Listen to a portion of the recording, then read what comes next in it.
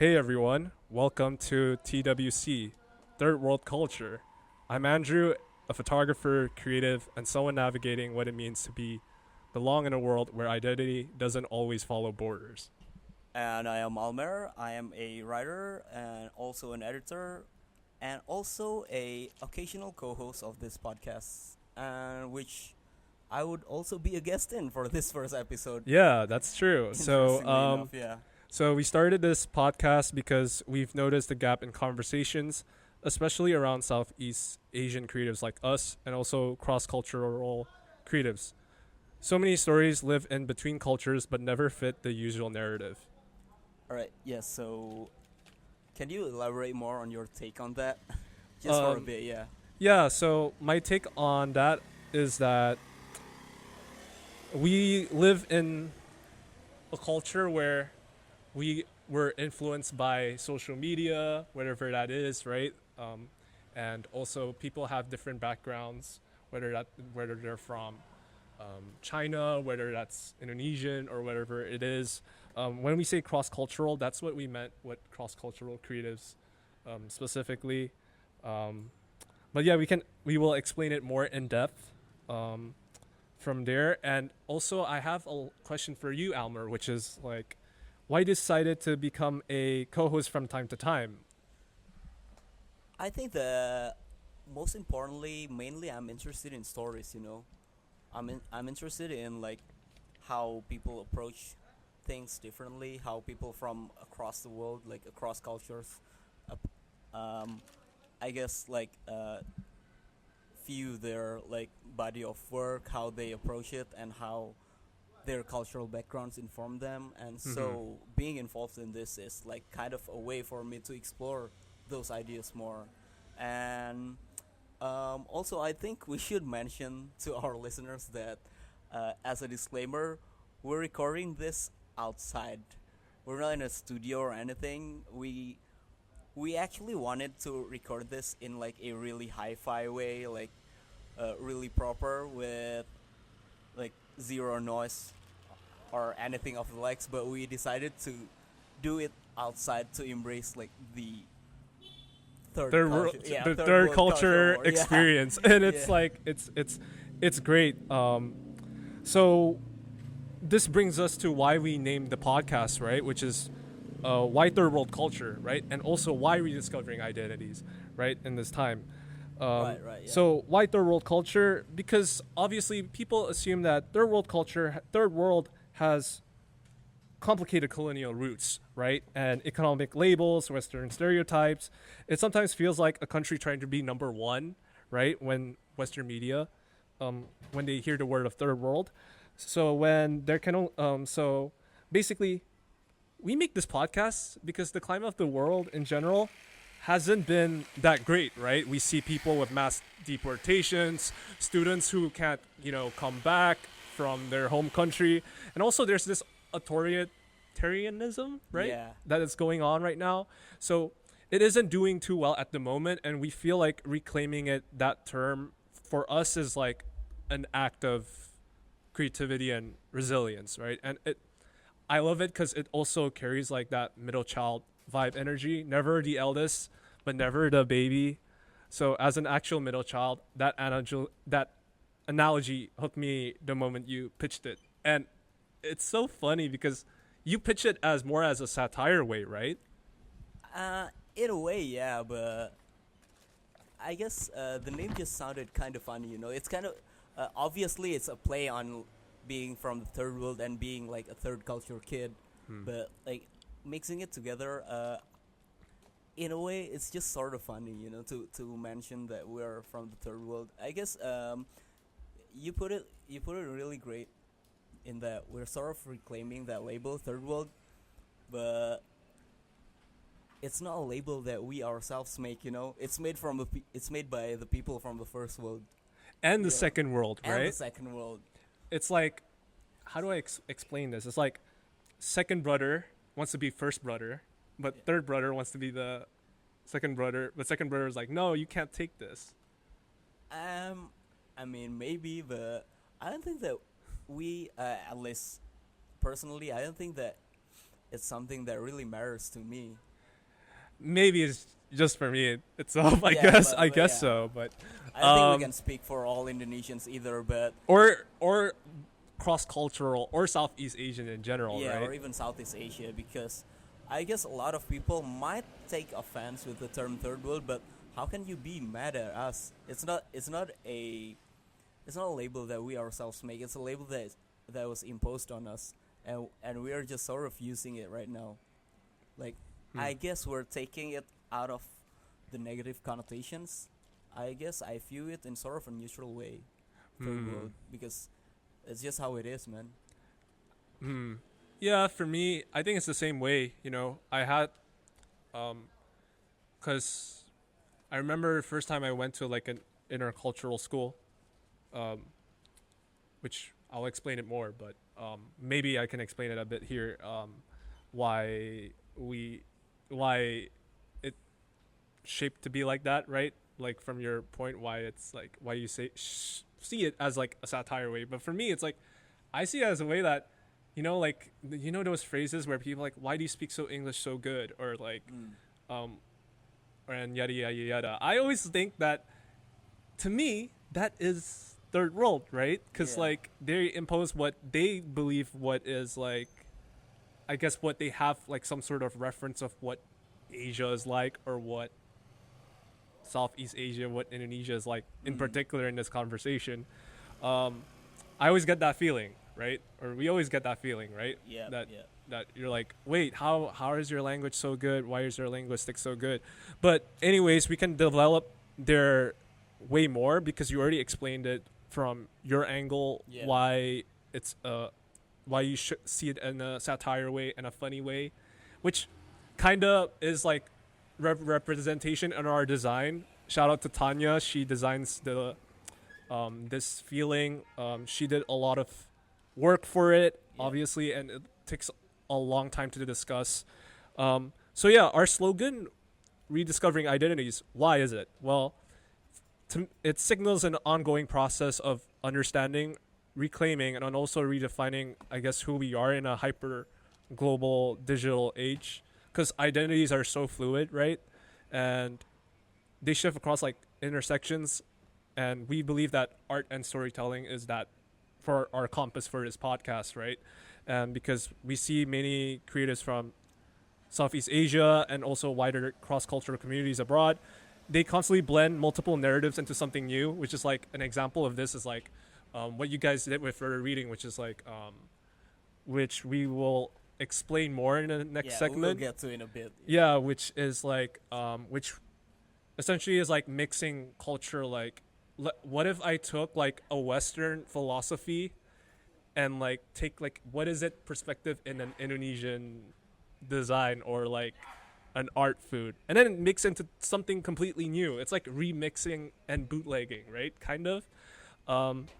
But yeah, that's what we wanted to do, and our mission is basically we wanted to reclaim cross-cultural creative voices from Southeast Asia and also the world, which is the first world and the second world, if we want to imply that.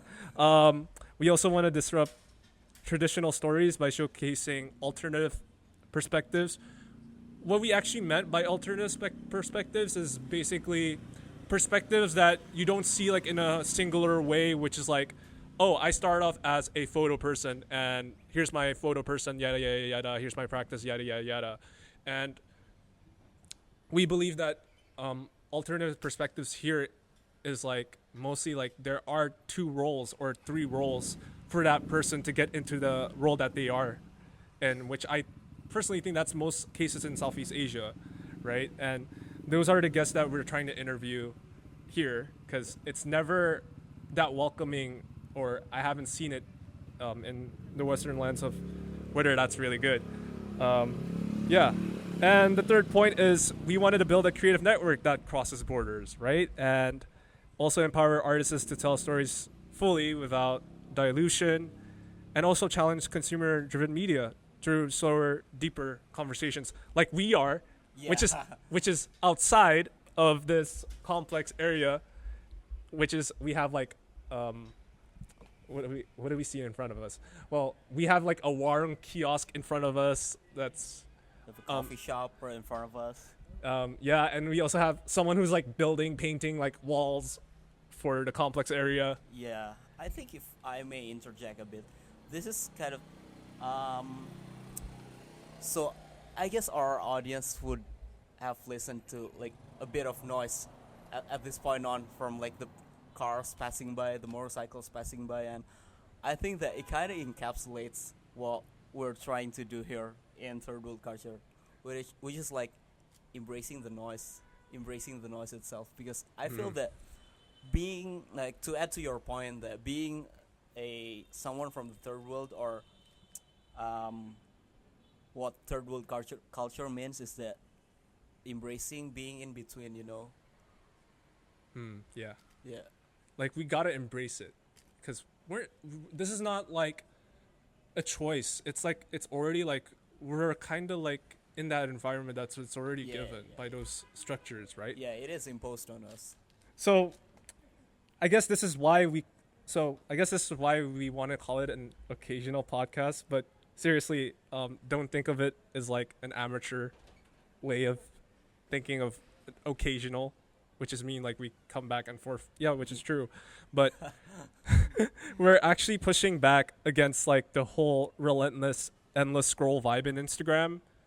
And instead, we're trying to urge you to like step away from your screens, talk to your neighbors, your families, your friends, whether that's grabbing a banana fritter on an Indonesian street or hanging out at a local third place anywhere in the world. Our whole thing is about depth, not algorithms. I guess we totally notice how a lot of cross-cultural creative spaces that intersect with our Indonesian communities, they are kind of pretty flake, if I'm not mistaken, right? I mean, How do you mean? What do you mean by that?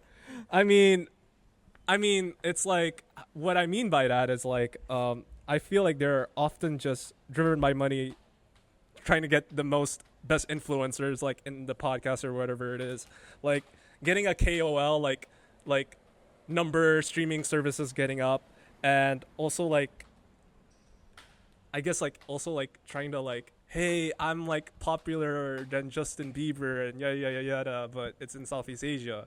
I think for us, like, which is true, there are clashing life values from that, but I feel like our podcast, our core mission is to lift up those voices that get overlooked, those overlooked narratives, right? That was never been spoken about in Indonesian media or the public because they deem as like, this is problematic or this is insane or this is unnecessary. They already have their lives already figured, right? Like, it seems good in the surface. They're like, they already move abroad, right? So like, why do you have to bring them here? And honestly, like, as a recent grad trying to get into these fields, it's incredibly tough, right? So like, you're kind of like judged by who you hang around with. I guess that's for me. Maybe for you, you've already been way older already, and you're already getting into the deep end. Way older, man. Is that true? Yeah, I am older, but truth is, I just don't care that much about those kind of stuff. Like, maybe it comes with age, you know, just like you said. But yeah, maybe for people your age, those kind of things would feel more important. But in the long run, I don't think that it's. I lost a lot of my like youthful anxieties, you know. Right. But it does kind of pretty flake, right? If like someone who's trying to like, I guess, yeah, someone who's trying to learn Indonesian culture, right? Like, for example, like, which my friend comes back to here and wants to learn Indo, and then it's really hard to get to the community spaces, right? Like in those spaces to like navigate to speak Indo, because mostly people are gonna be like, hey, I'm gonna speak English to you because I want to get better at English. Do you think that's a negative or a positive thing? I guess there could be like a, I guess, sort of a compromise. Like, maybe the U.S. born Indonesian guy could speak in Indonesian to like improve their Indonesian, and like the Indonesian who's trying to learn English could speak in English too, so that they speak in two different languages, like to improve each other's skills a bit. Yeah, and I guess that's why I want to say like I guess these spaces the problem is not the space itself. Yeah. It's just that it's often only for like people that are in the higher up, right? So like I don't know how to explain this, but and let's not forget, right, that there are also incredible people who speak excellent Indonesian but broken English, so their stories do matter in this podcast too, right? Yeah, for sure. For us, I think this whole creative podcasting, we wanted to make genuine connections, right, and not fit into like some linguistic box. And through this podcast, I guess like we are gonna challenge our like own views, I guess, building long lasting relationships and also really connect with like more, I guess, authentically with Indonesians, or whether that's cross culture or whether that's like Southeast Asia in general in the future, right? But we generally see this as a huge opportunity. Some might not grasp it right now. Like maybe you and me, we might not grasp it at the moment right now, but especially with the time right now, which is like AI and globalization changing everything, I think personally for me, like I truly believe like you'll eventually see why I guess this podcast is so important to focus on human connection and authentic storytelling, right? Which is absolutely vital, right? In a time where AI and all this stuff is like going on. So I guess like our podcast, I guess like we're not like here for like making hot takes, making Kanye claims, or chasing like the latest like Juxel jargon. I guess like for us is like we're here to like interact and like reflect and shine light on like I guess like the undervalued arts and research. What I meant by that is like the overlooked roles, like what you are doing right now with further reading, which will we explain more about it. But yeah, we'll mostly be speaking English with our guests, and just so you know, I guess like we're gonna speak a bit. There's gonna be some slip ups of Bahasa. I guess that's like the thing. There might be times where we're gonna have that, but we're mostly gonna be a mostly English speaking podcast, and we're definitely not using AI voices at all right now. For us and also for our guests. Yeah. So Almer, what's your take on this? Like, do you have any thoughts of like this like brief writing interlude that I wrote? I guess circling back to the subject of language, you did mention that we're gonna be speaking English for most of this podcast, but this is the sort of compromise that I feel we have to make, because let's just face it that more people speak English in the world rather than Indonesian, and we want these voices to be heard. So, like speaking in English and using this language is kind of a way for us to like amplify these voices well. And this is just sort of it is what it is. Like you're like saying like it is what it is. Like yeah, the reason why we have to because like there's no one speaking about it, right? Yeah, and we want this to reach as wide an audience as possible, right? Yeah, for sure. And I guess like you guys might I guess people who listen to this podcast, we might say phrases like Juxel or whatever it is, which we are currently in Juxel right now. Juxel is literally South Jakarta, right? Which is basically predominantly like the globalized parts of the city, right? In a metropolitan area. Yeah. Right? So I guess that's why there's a lot of people, if you see in Indonesian media right now, there's like, they speak English and also Indonesian at the same time.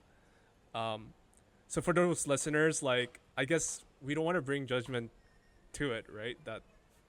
No, because we do speak like that in our daily life as well. Because we do speak like that in our daily lives as well. Like, we're not, it's not like this is like poor grammar and like, this is like English level B, which is right, but we wanted to. We speak usually that in our daily basis because it's like it's just accessible because there's no Indonesian word that could fit that context like English does, right? So, yeah, I guess before we move to like getting to know who Almer Mikhail is, sounds very how do I explain this? Sounds very like European name, right? Very Russian, right? But I'm not. But you're not. But So, I'm not. but you're not. So before we move to the segment, I actually met Almer through my high school friend through selling clothes. You two bonded over fashion. You guys have so many interests on like clothes, how to style, music in general. And I remember my high school friend told me, let's meet Almer, Andrew. Like his work is actually good. Like he does design like books. And I think you guys would connect very well. And I remember me and my high school friend was speaking to my high school friend. I'm not too sure about this, like because maybe we might never click because maybe my Bahasa was so shaky, right? And yet here we are. I guess we're like talking in this podcast, right? Like spending time going to like Indonesian dishes, like, and also places to eat, and also like talking about design, I guess writing in general, and also culture and music. You give me recommendations to like punk Indonesian music that I actually never been inspired by, but now like I'm getting into it because of you. So I want to thank that for you. Did I? Yeah, you did. I mean, like when I was photographing you for like my college project. Those are Singaporean bands. Oh, right. When I realized like told me that you listen to pop, I couldn't imagine that, right? So I even tried to convert you to listening to Taylor Swift or Gracie Abrams, and that didn't pan out. And you're like, no, music is mid. I listened to Carly Rae Jepsen. That song was a banger. Emotions hit my life. Unfortunately, Taylor and Gracie just they didn't do it for me, man. I mean, I guess we have designs. We have design to to at least fit in the blow, right? Yeah. Of our relationship. Almer is a writer and an editor for further reading, right? And also for serving suggestions too. So Almer, before we dive into like your personal journey, can you give us a snapshot of like what further reading and what serving suggestion is trying to do for the region's creative conversation, and also like the design landscape as a whole, like globalized first, second world, and third world? Okay, so Further Reading is a design journal. It started out as a design journal, then it evolved into a full-blown independent publishing. So under Further Reading Press, which is the publishing name, we have Further Reading, the design journal. We also have Surfing Suggestion, the food magazine. We also have this new series called Double Take, which I am the chief editor of, and we also do this artist books and one-off projects with different like artists and collectives and and the likes, So basically in Further Reading we try to amplify voices from, I guess you could say, the periphery. Mm-hmm.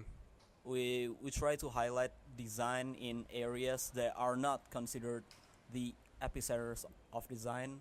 We try to delve into how design is being used in local contexts, especially in Indonesia, Southeast Asia, and Global South in general.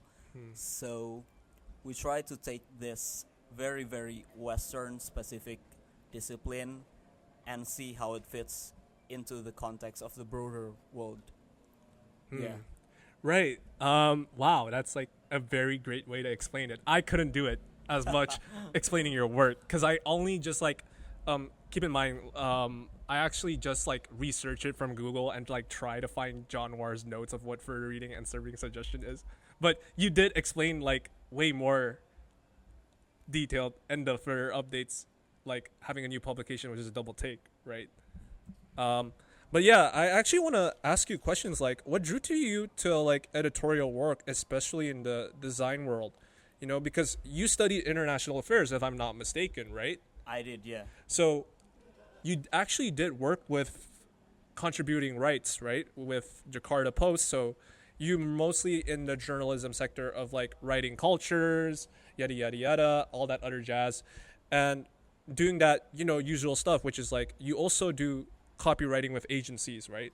And also doing a bunch of CSR projects. So why publishing Curation rather than just like, you doing writing full time and writing stories? So first of all, my career started in graphic design. I was never a graphic designer. I actually wanted to become a graphic designer back in high school, but that didn't pan out. But I saw copywriting as a way for me to like still explore that design, that world, that niche that I was so interested about back in high school. So I tried to be in that world while doing what I feel that I can do best. I can do better than designing. So I've been writing since high school. And it was then that I realized that this is something that could actually be a part of my career, So I got my start at this whole professional writing thing at a graphic design studio. Well, before that it was like an agency, but basically the earliest parts of my career revolved around design and writing, so it kind of mixes the both of my best interests. Right. Yeah. Is that why you wrote like your LinkedIn profile, which is like you wrote about Cold War and stuff? Was that like the interest a little bit?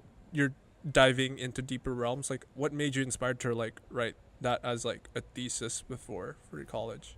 All right. So, to explain a bit, I did study international relations back in university. I studied at Parahyangan Catholic University, and my undergraduate thesis was on Cold War and how it was depicted in Watchmen, the comic book Watchmen by Alan Moore and Dave Gibbons. Dang, tell me more about it. Why I actually the reason why I wrote that is because you want the serious answer or the joke answer? Well, give me the joke answer, but also like the serious one. All right, so this is getting a bit noisy. I guess so, because maybe. Yeah, but we're embracing the noise anyway, right? I mean, I guess so. Yeah. Yeah.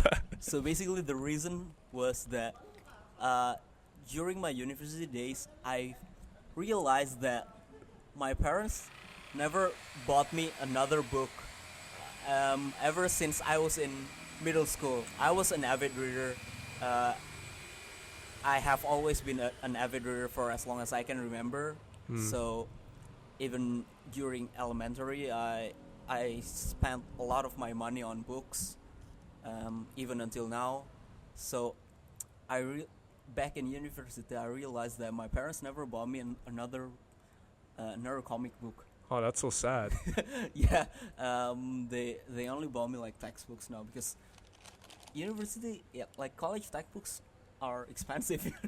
I mean, yeah, right? Yeah, they are very expensive, right? I mean, we have like lectures that were like, all right, just photocopy it. Like, find the nearest photocopy, which is like down the block near the Warung kiosk. Yeah. Basically, Warung kiosk, for listeners who don't know what Warung kiosk is essentially like a bunch of food, right? Indonesian foods, like stack over. It's like a cafeteria kind of thing. Like snacks and. Yeah, it's kind of like snacks. Kind of a bodega, I think. Yeah. Yeah, I guess we could explain that more, right? It's a bodega. But yeah.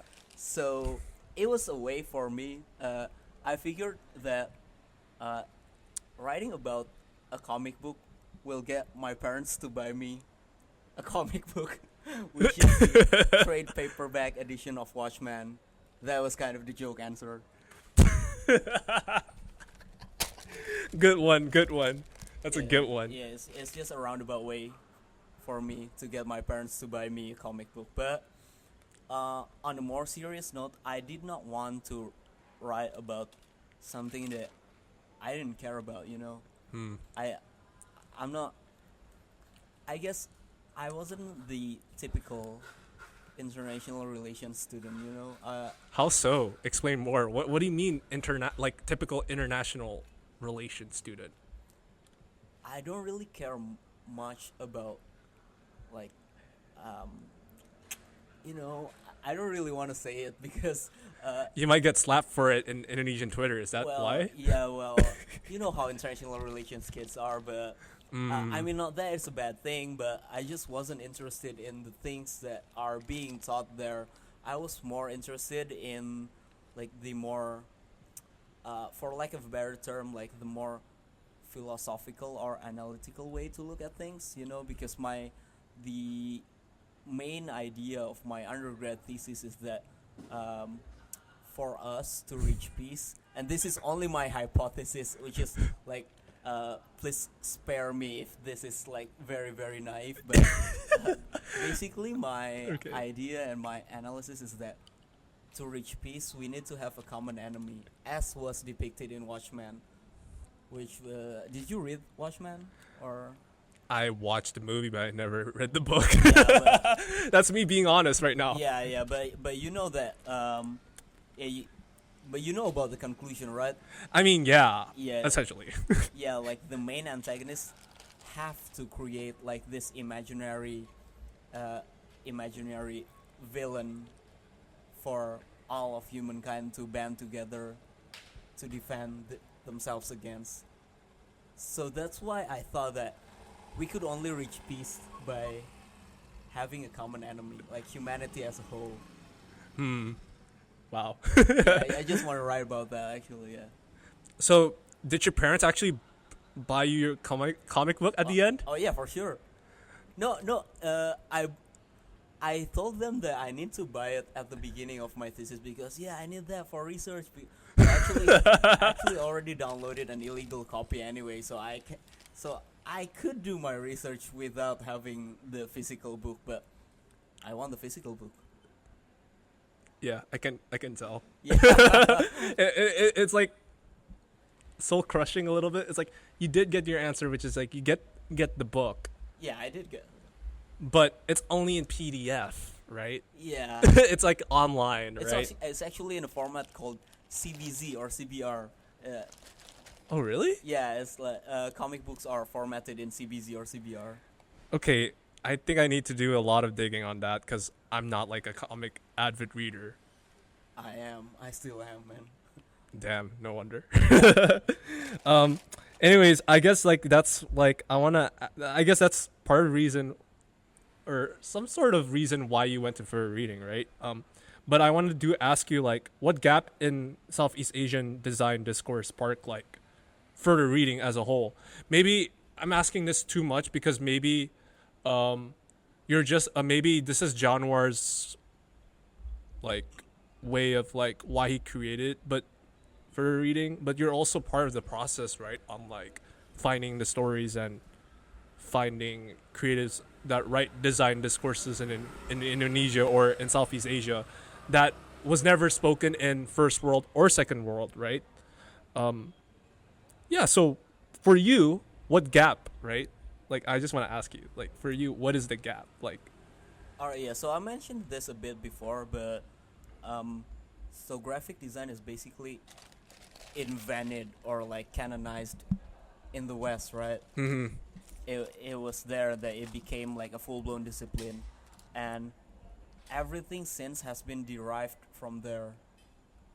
And it's not that their way of approaching things could always become like relevant to us in the third world, in Southeast Asia, in the global south.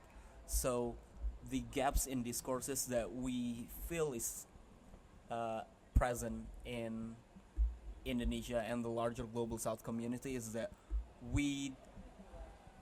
I don't think that we are critical in at least a few years back. I don't think that we have been critical enough in questioning how these tenets of design, how these principles of good design, and how they approach their issues and how they solve their problems can be applied in here. Because yeah, as we all know, like each place has its own set of problems. Each place has its own set of issues that needs to be solved, and design is basically created to solve these issues, right? Mm-hmm. But our issues are different from them. Mm-hmm. It's different from theirs. So um, basically, I would say that fur reading is about like applying those, like, I guess the knowledge we derive from the first world and applying it to our context in here. Wow. Okay. Was there like a moment where you almost gave up on trying to like work on that? Like, I want to go to like something like fur reading. If it's like, it's like, what if that hasn't happened? Or if so, like, who motivated you to like get through that, and like how did you actually push through it? When did I almost give up? Oh, every day, man. For real? Damn, for real. Oh my word. But I cannot think of a specific moment, but I guess it's natural for us to experience setbacks and being like, I guess all of us have ever felt stuck at some point in our lives, right? Mm-hmm. But yeah, I cannot point to a specific moment, but what helped me push through is that I guess most obviously support from the closest people in my orbit, my partner who is at home right now. But Aw. yeah, but I guess the only, I wouldn't say the only, but one of the most important things to motivate yourself is just yourself, right? Mm-hmm. Like asking yourself, is this where I want to be in this life? Like, is this all there is? Like, have I reached a point where I'm satisfied with my life, and have I satisfied all my drive to create yet? I guess if you can, if you start to look inward and answer those questions, and you still feel some sense of discontentment, then you basically you know what to do with your life, right? Right. I guess like the reason why I ask you that is because I'm in a moment where I had graduated college or university, right? So Yeah. like these job searches are like really tough to like, tough Yeah. to like wait for like if you get the job or not, right? But I guess like I agree with you that there are some people that are there to like support you in the hardest moments. I mean, yeah, right? Like I guess like I guess like the listeners that are trying to expecting Almer to get like a cheesy like response like, oh my, this specific person or like yada yada has helped me gone through like this. I mean, I don't know how to explain this, but it's literally like third world, right? How come? Because like I don't want to get into like a tangent a little bit, but the reason why I say like it's kind of third world is that I guess like we need money to like survive, right? From like, Yeah, but that's everywhere. I mean, yeah, it's everywhere, but like I mean like I guess like life cultural like outside and also life cultural here is different, right? So like there are some people that are like living abroad and money's like their second thing to survive, but their most fulfillment is like whatever that is. Which begs the question, is the whole world third world now? We'll figure that out later when we're Yeah. interviewing with our guests, Yeah. right? But From different backgrounds. Yeah. I guess. I don't think that is a like regional thing, but it might be more of a generational thing. Wouldn't you agree? I Because- guess so. Yeah. Right. Yeah, because like people in the 70s, like maybe if we point to like a specific decade, or I don't know, like maybe people from the 70s, they can afford to like I guess approach their creative passion while not worrying about money as much as we do right now. Like they can live a more carefree life, I think, because the cost of living is not as high Mm-hmm. as it is right now. Mm-hmm. So I guess it's more of a generational thing rather than a regional thing. It's not about being in the first, second, or third world, because I think right now you can. It's not realistic for you to like just spend all your money on a one-way ticket and move to like Brooklyn or someplace and just like rent out a shipment or and work menial jobs while Mm. you're working on your dreams. I don't think that's feasible anymore right now. Mm. Right. The next question is like, how has curating other voices like from like I guess like writers and designers that are I guess that you work with and for reading, how has that shaped you like your own creative voice on as a writer yourself, but also as an editor for like a publication, like which one is like to curate which stories to be put in, like how has that helped you shape your voice? I guess being an editor um, has made me most noticeably and most importantly, I think it made me lower my ego bit by bit, Hmm. because being an editor, curating other people's voices, and um, yeah, being in this line of work, uh, I do feel that my role is more like, um, I guess, helping these voices to, I guess, not explain themselves, like find their form better, Hmm. Right. Like, uh, perhaps you can, in my line of work, we can sometimes see like this really interesting piece, but it's rough around the edges. And as an editor, you have to have the sensibility to spot that and like smooth out the edges a bit and Hmm. like help the piece find its voice in in the best way that you deem is possible in your own view, I guess. So it kind of lowers my ego as to be seen as the like right now I don't have the ego or drive to be like I'm gonna have to be the best writer in South Jakarta or something. It's more like uh, how can I make this piece? How can I amplify this person's voice better? How can I communicate their ideas better? How can I amplify these disparate voices in Southeast Asia around me? These voices that I feel that are worth hearing, worth reading to a broader audience. It's more like that, Yeah, cause like I mean um I read like one of your sides because I bought a book from Serbian Reading by Further Reading, which is Double Take, right? And I read your writing and also like some of the writers too. That's a very loud Harley. Whoa. That's a very Is that loud hard? Harley. Yeah. Anyways, um, but yeah, I was like buying from Further Reading, anyways, right?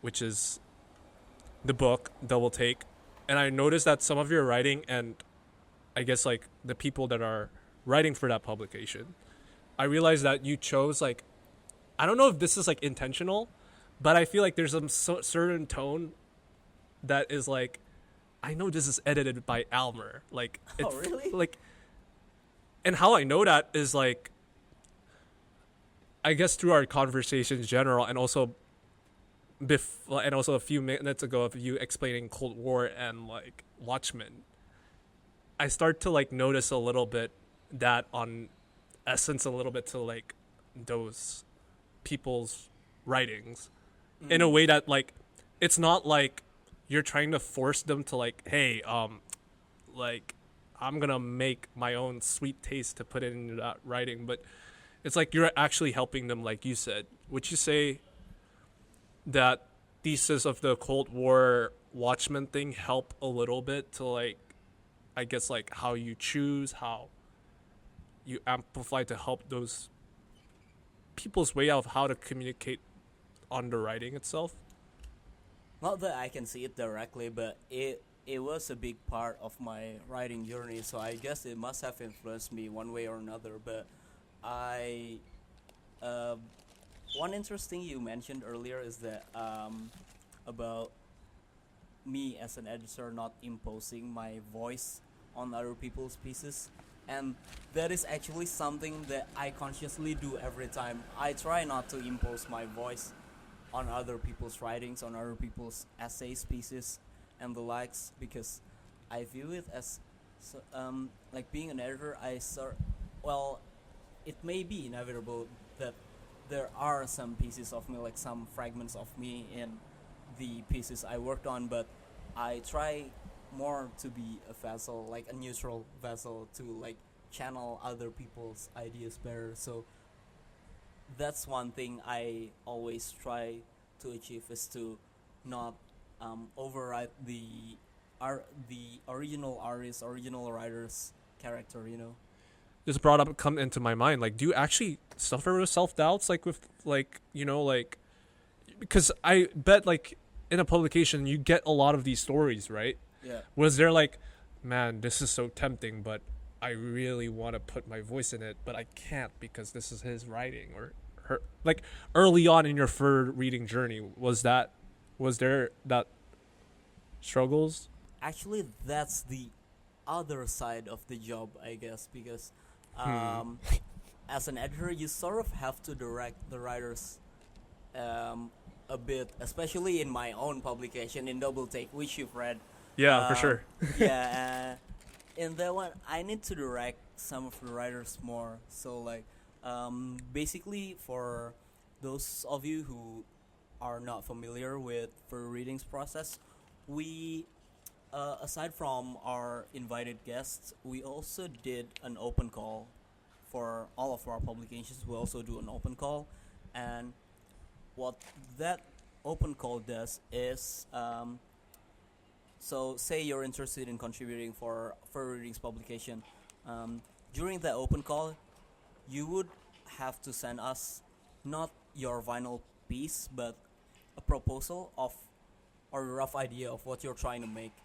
And during that process, I sometimes find these like interesting ideas, but going in a different direction than we collectively thought would be better. So for those kind of cases, we would need to direct the writers and the artists a bit more. Like, Right. hey man, your idea is great. This point, like this ABC is great, but can you put more emphasis on how this relates to this and how this can conclude to this, da da da da da.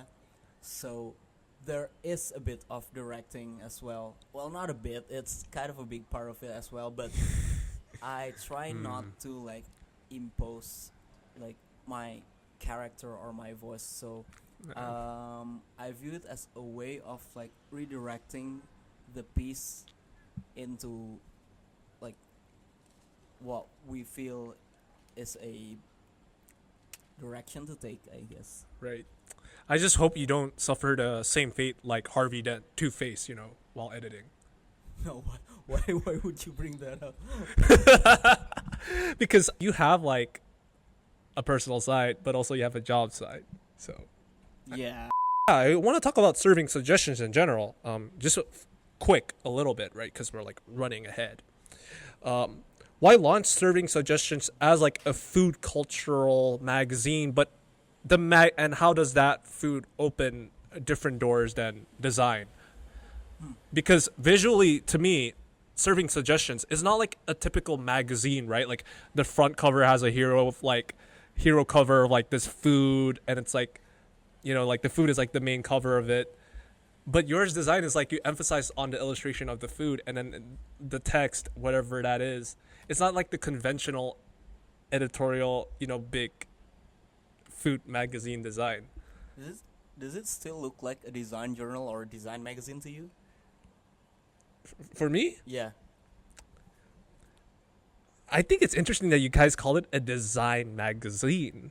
Well, it's not a design magazine, it's a food magazine, but does it feel like a design magazine to you? It does not, but I love it. That's the thing. It is. I thought that you thought it was kind of like a design magazine. So basically, it came about during our regular meetings actually. So me and Januar and this, she used to be a designer, Tasha. She's in London now. We used to have these regular meetings, like setting the course for reading, what we would like to cover next, and the likes, da da da da da. And we always meet at like a diner or a restaurant or a warung or someplace else, and we always have food. We always have our meetings while eating. Damn. And what we found out is that we talk more about the food, and we we care more about the food than design. It's like, let's just make a food magazine. Design is whack. No.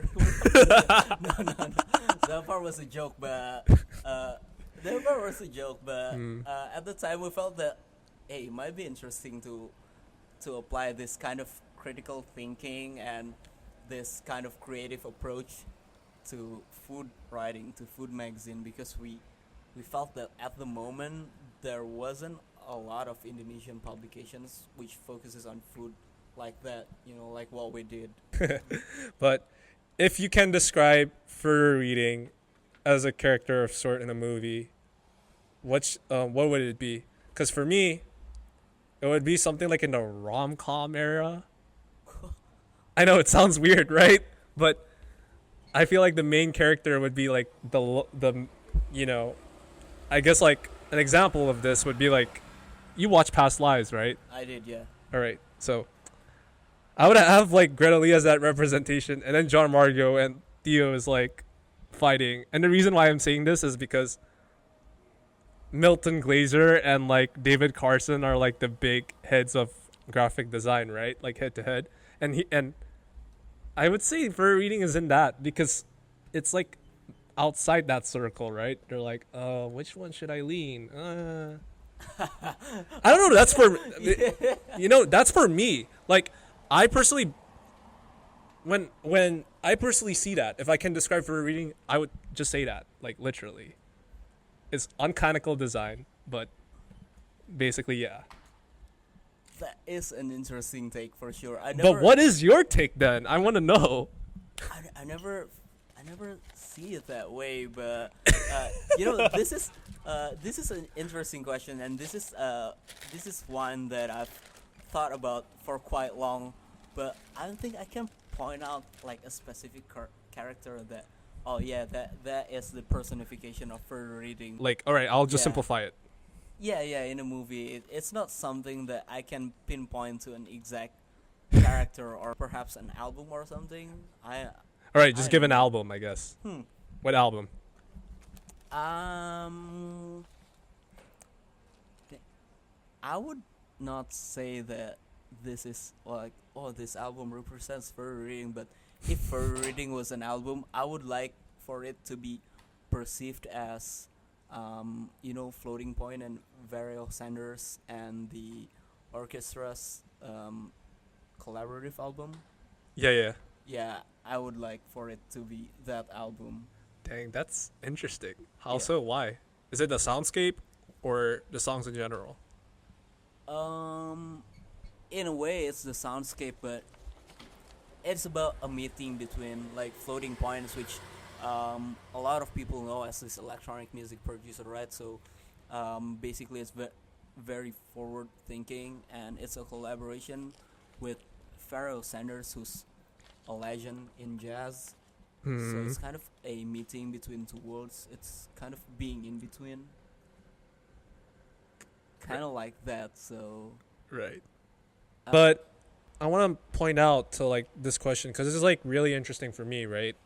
We're seeing like many young third culture Gen Z individuals that are drawn to like curatorial roles and fields like art literacy or like media education. Why do you think this is? Especially given the common perception that these areas like teaching someone how to look at design are unnecessary or a waste of money for those, right? For those people. And also for more with like rise of AI, particularly like in underrepresented regions like Indonesia. Do you believe human storytelling and editorial roles are still essential to save or guide AI's output, or are we as like a society screwed without them? I think it may not be obvious right now because we're still in the early stages of like this huge shift, huge development of AI and technology, right? So I think it may not be this obvious at the moment, but I do believe that a human touch or human perspective, if you would, is essential and irreplaceable in like in guiding what our future has in store for us, you know? Right. Because I think that the sensibilities that people have, the sensibilities that we have honed our our life with, it's kind of something that cannot be replaced by machine, at least for the time being, you know. But Yeah.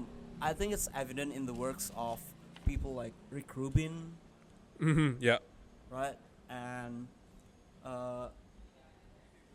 I guess that a lot of the figures within the creative field is they are the people that has the sensibility to like notice what's gonna be relevant in the zeitgeist, what matters, and what we should be working towards, I guess.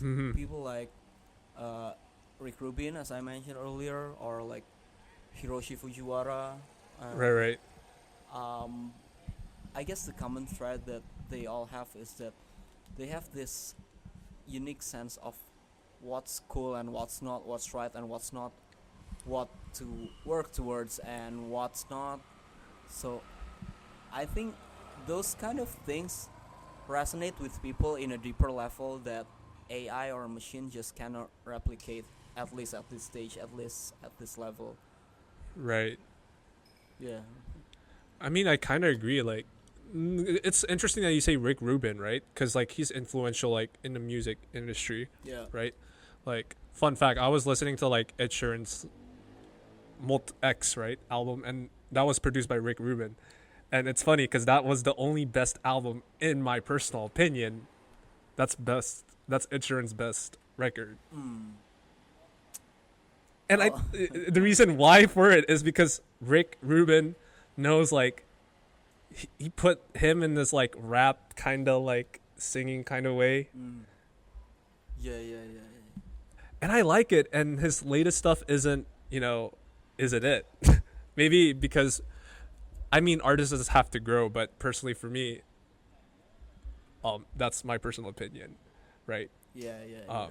Which I feel like people, I guess there are people like Rick Rubin that could, and hopefully you, that could actually help, see that AI can't replicate that, which is true, right?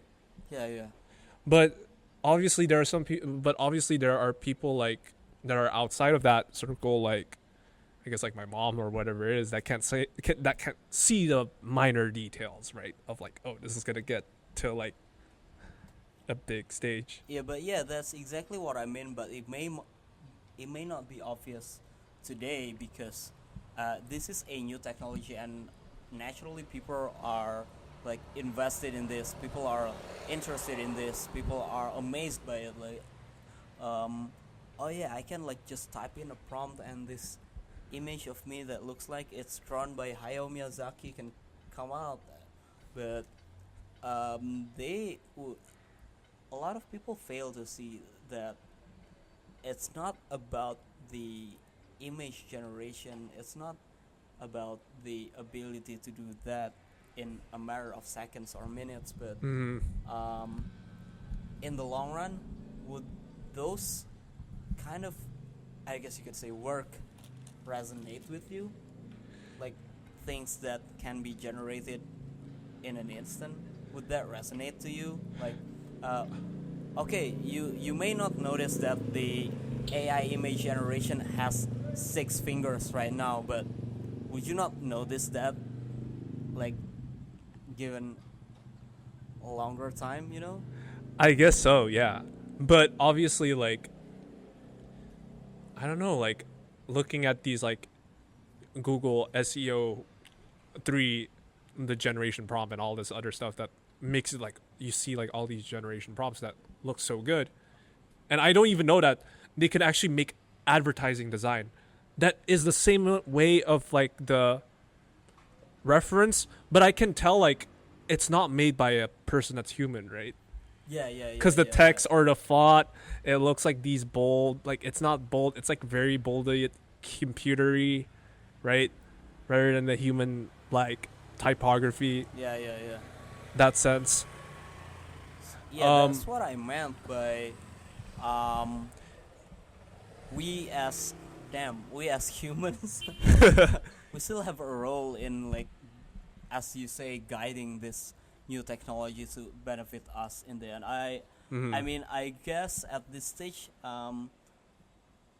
there are more detrimental impacts and detrimental effects Right. of AI, and as it cheapens our work, as it cheapens our way of living, as it cheapens the way we, like, view things and what we have been doing for years, for Yeah, for a sure. big part of our lives. But it kind of depends on us on this crucial point in time to make this technology work for us and not the other way around, you know? Yeah. So I remember I posted in my story about eating rice with hands is a subjective, but I know it's, like, universally loved, right, and adored here in Indonesia. I almost got slapped, dude, with the contrarian belief because, like, I believe eating rice with potatoes, you know, with, like, medium steak that's rare of hands, it just doesn't work, right? But I know there will be politics around that. Like, whatever food you eat, the fashion you dress, the design or photos that you see or believe that you love, or wherever you eat. And I feel like that everyone has a Kanye moment of sort in them where people just don't agree, right? Like pineapple with pizza, that's like an Italian thing, right? But what is an example for you that is like a contrarian belief, whether that's in design or in fashion or in food or in culture? It's not as much a contrarian belief as it may be a, I don't know if it's controversial, but I've spoken about this before in an interview with Whiteboard Journal. Right. But I said that we don't need to. This is in the context of design, right?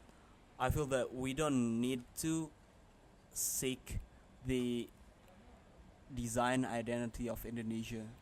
That's you true. know? Like, Okay. we don't need to define it by ourselves. Hmm. Like, right this moment, like, we don't need to point out, like, oh, this is Indonesian design. This is this encapsulates our aesthetic. It encapsulates our character. It encapsulates our identity in graphic design. Right. Because I feel that with time, it will come naturally for us. Hmm. You know, Right. as is with other, I guess, creative fields. You know, Hmm. if we keep at it long enough, this identity, this, like, sense of our Indonesianness, I guess, it will emerge on its own without us trying to find it by ourselves, Yeah, I totally agree with that. right? I really agree with that. And it'll take time, right? It'll take time because I don't think that if we try to seek out this character as it is right now, like, if we try to force to define it, like, at this moment, it will not come out as natural, right? Yeah, for sure. Definitely. I definitely agree with that, right? I mean, Indonesia is like 80 years, right, in history. I guess that's pretty young. Yeah, it is really young. So there's no, like, definition of what's really an Indonesian design or what's really a Indonesian photograph in a contemporary sense, right? Yeah, Yeah. and an interesting thing is that we may feel like that during this moment. We may feel like that in this day and age, but this is actually a concern that has been going on. It has been present since like decades ago, you know. So I I went to this exhibition by the I guess one of the pioneers of Indonesian graphic design studio called Desenta. Right. It was I guess it was last year or 2 years ago, and so basically Desenta is a graphic design collective which also works as an artist collective, Right. and um, back in the 1990s, I guess, they made this manifesto and about art in Indonesia, and they voiced the same concerns as we have right now. They asked questions about whether it is important for them to try to define Mm-hmm. the character and identity of Indonesian graphic design and art in that day and age, since Indonesia is really young. So Right. I guess it's a natural question, but Right. it's not something that we need to answer now. Yeah, maybe later. Yeah, Maybe later, but like yeah. decades down the line, I guess. So, what made you actually say yes to starting this project? Was there like a moment when you thought, if we don't make this, maybe no one will speak on it? In a way, yeah, but as with most things, I just felt that this would be kind of fun, you know. I just felt that Yeah. it was kind of the deciding factor, because if it's not something that I don't want to be involved in, I wouldn't say yes, you know, because I kind of believe in the conversations. I kind of believe in Right. like highlighting these stories, these voices that need to be amplified, and this is also something that we both can learn from, you know, Right. hearing these different stories and trying to define our identities, how we approach our our orbit, our work. Mm-hmm. So yeah, it is something that maybe if we don't make this, no one else will. I'm not sure about that, but if we can make it, then we can make it into what we want it to be, you know. Right. I think for me was because of it has a personal reason and a personal tie to it, which is I have a lot of friends that are like outside. They think very surface level, like what I was before with, before further reading. I always think that Indonesia design or Indonesia creative is literally bootleg remix copy, right? But there is meaning towards those depths, and also their perspectives too, right? That I'm very more curious about, because I feel like they're also raised and nurtured pretty differently than ours, and I feel excited that I want to be challenged to like learn new stuff, because obviously I want it to grow, right? Yeah.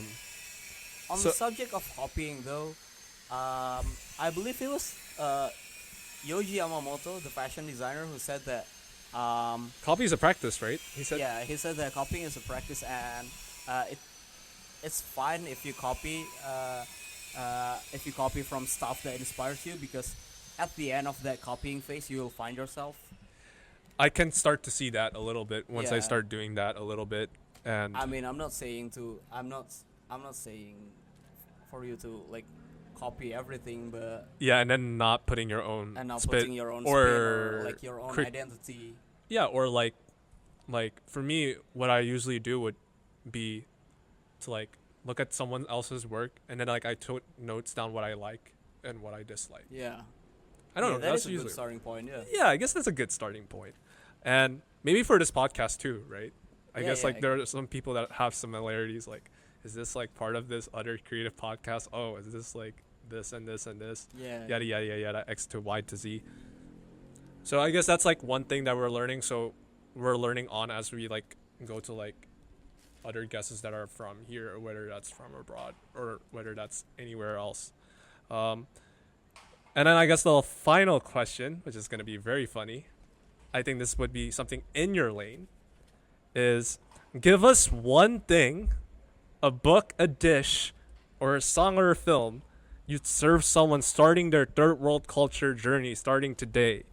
And whether they are visiting Indonesia to meet us, or someone that they know that is from Indonesia, or just anyone cross-cultural trying to rediscover what Indonesia is again, or maybe Southeast Asia is to them, and also those who aren't familiar with Indonesia and Southeast Asia in general. For me, it would be like, I don't want to do the basic, nasi goreng, there you go. Yeah. Like fried rice, here we go. But I think for me, it would be, I think it would be like noodles or bakmi ayam or something like that. Yeah, that would be good. That would be good. Because it's rare. I don't think yeah. it's rare, right? Yeah, I saw someone like he was a ramen chef from Japan, if I recall correctly, and he went to Indonesia and he tried bakmi for the first time, and he was blown away, kind of like, whoa, this is something new, because we don't usually have dry noodles with this much flavor. I guess there's some kind of stuff like abura soba, but it is different, right? I mean, yeah. It is different. If I would try to bring someone, I would try to bring this person to like, there's this thing in central Jakarta. It's called bakmi kasi. Oh yeah, right. I would try to bring them there for the first thing. How about you? How about you? What is for you? Yeah, that would be good. For me, it would be, maybe I would bring them to Warung Pak Chandra, which coincidentally we are sitting next quite to close it. To, yeah. Woo! Warung Shout out to Chandra. Warung Pak Chandra. It serves like this Indonesian dishes with this Thai twist, Thai influence. So they serve Indonesian dishes with infused with cilantro and the likes. So there's kind of like a fusion quality to it, even though the whole identity is definitely Indonesian. So I think that would be interesting, and they taste good. I ate there like almost every day, not every day, but like twice or 3 times a week. Yeah, I mean your office is like near my office besides is, like, it. across the street. But yeah, I mean like yeah, so I guess like this is near the end of our episode. I guess I do want to shout out a bunch of communities that are spreading Indonesian culture abroad, and also for reading too, and also other designs. Shout out to Nonki. They're also doing pretty well in the New York, right? Bringing Indonesian culture to U.S. I don't know you guys personally, whoever who owns that, but they're doing great work. So shout out to them, and shout out to other stuff, other designs. Do you want to shout out to any person? In the same vein as what you said, I guess Soy Division in Berlin. Who else? I guess my diaspora friends. Or should we shout out to like the third places in general?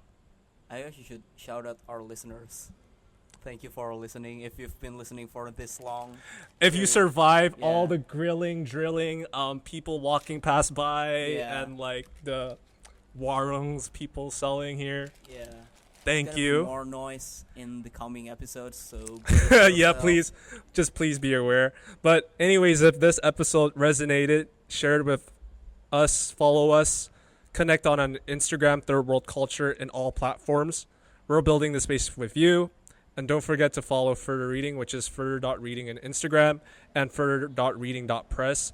And if you are trying to get books from Further Reading that's outside of Indonesia, go to Idea Books for a stock list. Is that correct? It is correct, yeah. Right. And search Further Reading, and it will point out from there. So I guess this is it. So, Almer, any last words for the speakers here? Or for the listeners? My bad. It has been fun. Thank you for listening. It has been real. I guess that's it. I guess we're out. So thanks for listening, and stay safe, and talk to your neighbors and your friends. Yeah, peace out. Peace out. Bye.